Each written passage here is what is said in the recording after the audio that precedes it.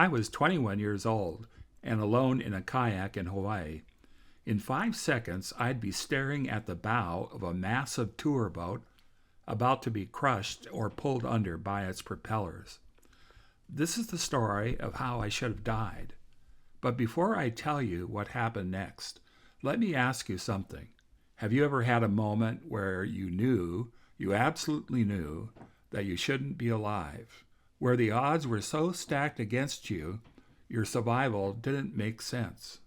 Where everything in your body tells you that you just witnessed something impossible? That's what happened to me in Hawaii, and it changed everything I believe about protection, purpose, and the God who watches over us. Let me set the scene. The Aloha Yacht Harbor in Waikiki, Hawaii, is a busy waterway.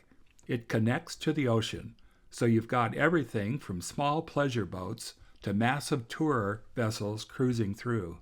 On any given day, there are dozens of boats moored around the sides, creating narrow passages between them. A friend had let me borrow his kayak. The sun was out, the water was calm, and I was 21, which meant I thought I was invincible. I'd been paddling for maybe 30 minutes, weaving between the moored boats, seeing how fast I could go. It was exciting, it was fun, and I wasn't thinking about consequences. I was paddling hard, my paddle slicing through the water, creating a rhythm, left, right, left, right. I shot through the narrow gap between two sailboats, picking up speed. There was a thrill to it, threading the needle, hugging the edges, going just a little faster than I probably should have. And then I burst out between those two boats into the main channel. I didn't look left, I didn't look right. I was still furiously paddling when something happened next that I can't explain. When I finally looked up, a glass-bottomed tour boat, 40 to 50 feet long, was right on top of me. Its massive white bow towered overhead like a wall. No time to turn, no time to paddle backwards, no time to even yell. The boat hit my kayak dead center with a sickening crunch. Time didn't slow down like they say in the movies. Everything happened at once. The impact, the spray of water, the deafening rumble of the boat's engines right above me. In that split second, one thought exploded in my mind. Get away from the propellers. I didn't think about my kayak. I didn't think about my belongings. I didn't think about anything except those spinning blades underneath the boat. I pushed off the hull with everything I had and dove, deep as I could. I swam with a desperation I'd never felt before. Every muscle in my body screaming, my lungs burning, the water churning around me from the boat's wake and the propellers. And here's the thing. The physics of that moment should have killed or seriously injured me. The impact should have thrown me forward, directly into the path of the boat. A lightweight kayak getting T-boned by a multi-ton vessel moving at cruising speed? I should have been launched right into those propellers. But somehow, I dove deep enough, far enough, fast enough. The massive hull passed over me. I could feel the pressure change in the water, the vibrations of those engines, the churning wake. And then, silence. The next thing I remember was breaking the surface 25 feet away, gasping for air, my heart pounding so hard that I thought it would burst out of my chest. I looked down at myself. Not a scratch, not a bruise, not a cut, completely unharmed. I treaded water in that canal, breathing hard, watching the tour boat continue on. The passengers probably never even knew what happened. And in that moment, something washed over me that I'll never forget. In that moment, underwater, when I should have been torn apart by those propellers, I felt something I can't explain with logic or science. A presence, a protection, something or someone guiding me away from death. It wasn't just my swimming skills. I was a decent swimmer, but not that good. It wasn't my reaction time. There wasn't time to react. I didn't deserve it. I had been careless, reckless, foolish. I hadn't looked before I entered that canal. I'd been showing off. and going too fast, ignoring every basic rule of water safety. But in that moment, I was covered by something or someone greater than myself. It wasn't luck. It wasn't coincidence. It wasn't just good reflexes. God saved my life that day, and I know it. I feel it, and I'll never forget it. As I swam to shore, my destroyed kayak floating in pieces behind me, I couldn't shake the feeling that I'd just been given a gift that I didn't earn, a second chance I had no right to receive. Do you know what's crazy?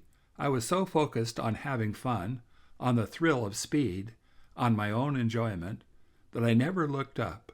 I ignored basic safety. I didn't think about the consequences. I didn't consider that other boats might be using that same channel. How many times do we do that in life?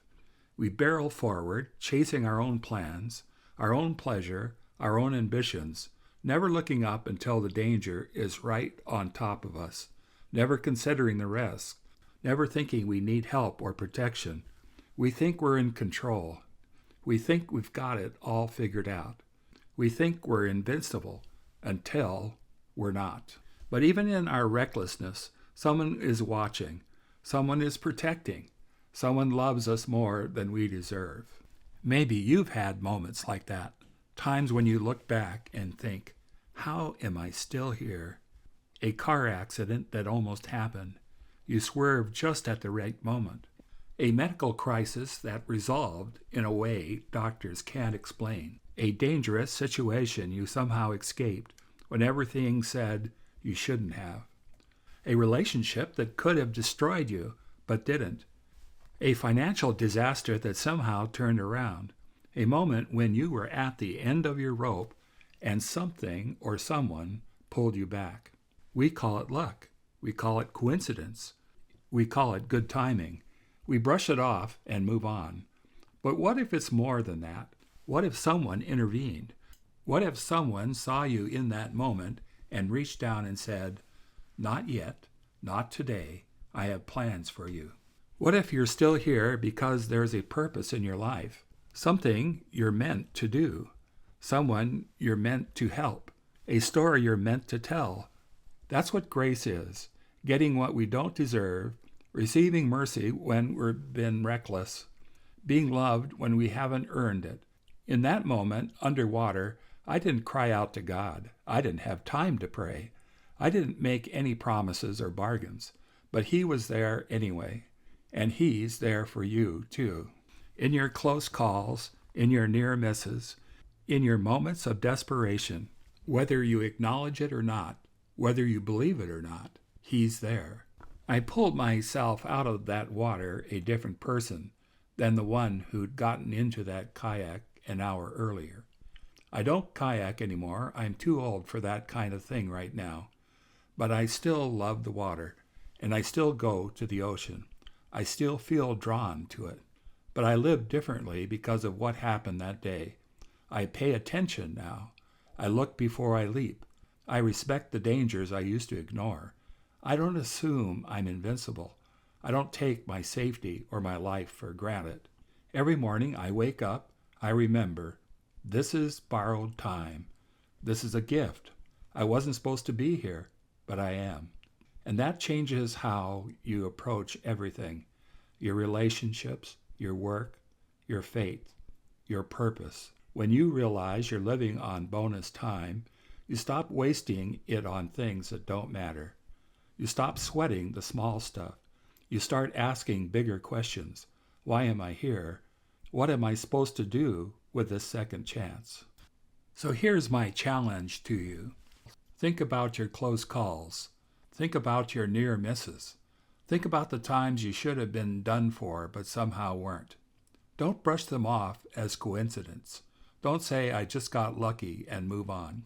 Maybe, just maybe, someone is trying to get your attention. Maybe someone is saying, I'm here, I'm watching over you, I have plans for you. Your story is not over yet. Maybe someone has a plan for your life. Maybe someone loves you more than you imagine. Maybe someone has been protecting you all along, even when you didn't know it. God saved my life that day in Hawaii. I know it in my bones, and I believe He's watching over yours too. If this story meant something to you, drop a comment below. Share your close call. Tell me about the moment you shouldn't have survived.